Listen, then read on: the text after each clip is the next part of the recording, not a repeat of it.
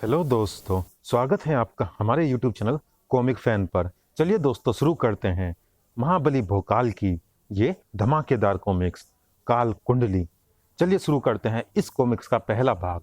और दोस्तों, जिन्होंने अभी तक हमारे चैनल को सब्सक्राइब नहीं किया है, चैनल को सब्सक्राइब जरूर कीजिएगा ताकि आने वाले कॉमिक्स की अपडेट आपको समय से मिल सके। चलिए शुरू करते हैं इस कॉमिक्स का पहला भाग। भाग्य का लेख जो मनुष्य के जन्म के साथ ही लिख दिया जाता है। सारी दुनिया मानती है कि मनुष्य के लेख को विधाता लिखता है, लेकिन एक व्यक्ति ऐसा भी है जिसका कहना है कि भाग्य को वह लिखता है। ऐसा दावा करने वाले इस व्यक्ति का नाम है काल कुंडली। अपने परम शिष्य काल कुंडली का परिणाम स्वीकार कीजिए गुरुदेव। काल कुंडली कई दशकों बाद वापस लौटे हो। कहाँ थे? क्या कर रहे थे? हिमालय की हजारों हाथ गहरी खाइयों में पराशक्ति के उस ज्ञान की खोज में लगा था जिसकी शिक्षा मैंने आपसे पाई थी। और आपको यह जानकर अत्यंत प्रसन्नता होगी कि आपका यह शिष्य सफल होकर लौटा है। वह काल सिद्धि प्राप्त करके जिसके प्रभाव से मैं मनुष्य के भाग्य के लेख को बदल सकता हूँ, ग्रहों की गतियों को बदलकर किसी की भी जन्म कुंडली के योगों में उलटफेर कर सकता हूँ। और मेरे इस उलटफेर को पलट दे विधाता में भी इतना साहस नहीं है। मेरी काल सिद्धि उसे इतना भ्रमित कर देगी कि उसे भी मेरे लेख के अनुसार चलना होगा। ओह, वास्तव में बहुत बड़ी सिद्धि पा ली है तुमने काल कुंडली। ये सब आपके आशीर्वाद और शिक्षा से ही संभव हो पाया है गुरुदेव। जब तक मैं आपको गुरु दक्षिणा नहीं दे देता तब तक मैं आपके ऋण से मुक्त नहीं होऊंगा। ओह, तो तुम मुझे गुरु दक्षिणा देना चाहते हो?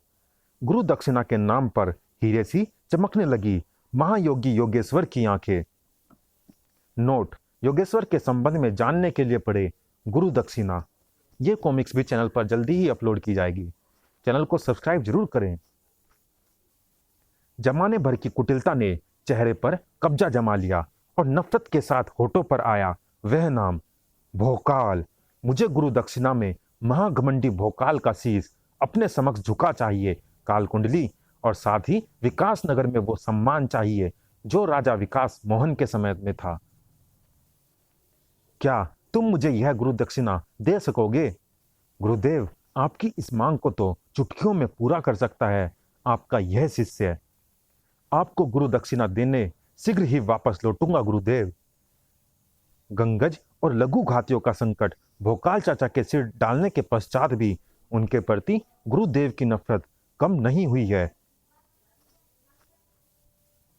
मैं शीघ्र ही इस लायक बनूंगा कि भोकाल चाचा के प्रति गुरुदेव की नफरत को उनके हृदय से निकाल सकूं। पता नहीं काल कुंडली विकास नगर पहुंचकर क्या करेगा और उसका सामना कैसे कर पाएंगे मेरे यानी अंकित मोहन के भोकाल चाचा। आपने मेरी पुत्री के विवाह समारोह में आकर मुझे कृतज्ञ कर दिया महाबली। हम सब बड़ी ही बेसब्री से आपके आगमन की प्रतीक्षा कर रहे थे। पंडित जी, फेरे आरंभ कीजिए। पंडित ने वर वधू को खड़ा कर दिया। फेरे आरंभ हुए।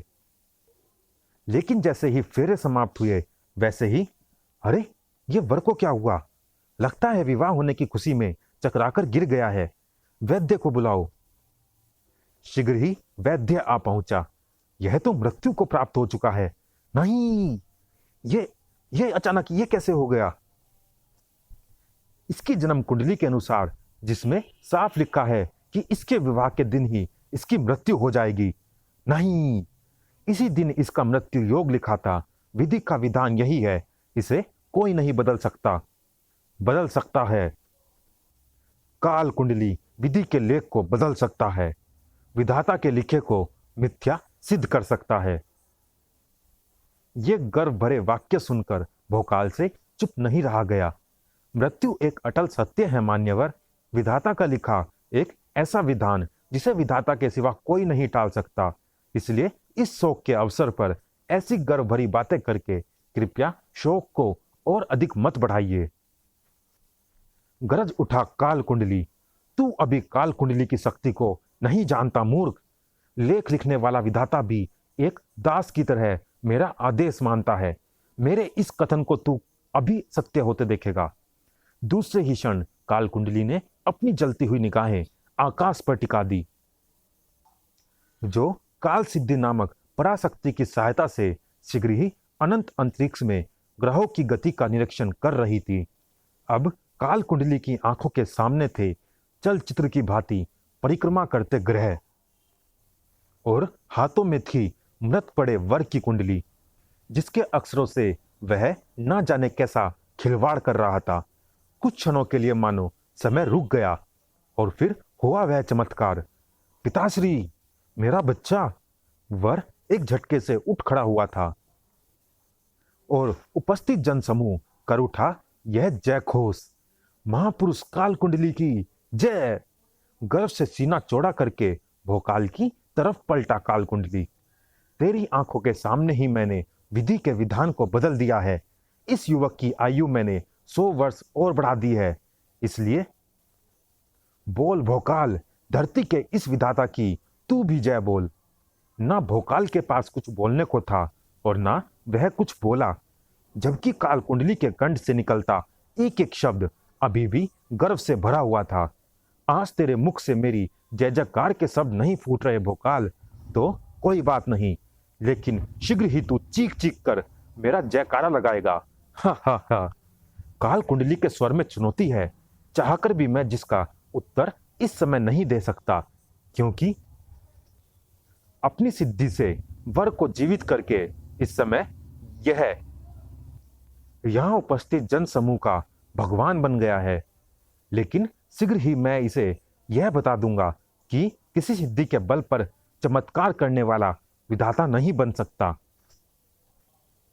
कभी नहीं बन सकता। हो भं भं।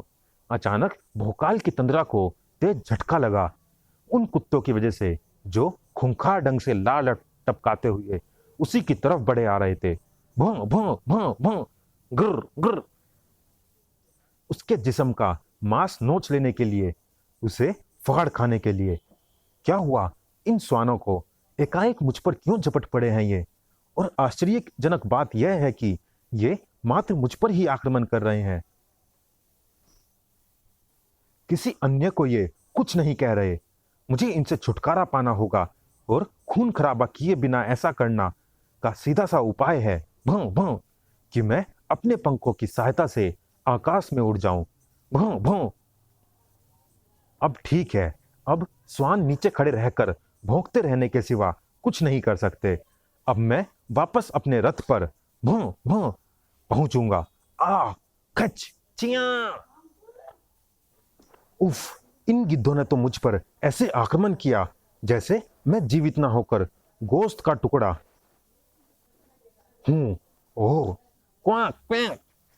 पीछे मचे उस शोर ने भोकाल को चौंका दिया और यह बता दिया कि उसे गोश्त का टुकड़ा समझने वाले वे ही गिद्ध नहीं थे, बल्कि सैकड़ों हजारों थे। क्वैक क्विया छिया। हे मां गुरु, इतने सारे गिद्ध, और सभी मेरी ही तरफ बढ़ रहे हैं। यह तो मुझे क्षण भर में ही नोच खाएंगे। इसलिए यह सोच विचार करने का नहीं, कुछ कर गुजरने का समय है। भोकाल के मस्तिष्क ने जो सोचा उसे उसके मस्तक पर मौजूद प्रहारा ने तुरंत ही साकार रूप दे दिया। प्रहारा की किरणों से बना यह विशाल जाल मुझे इस संकट से बचाएगा। नीचे उपस्थित हिंसक श्वान अब कहीं नजर नहीं आ रहे।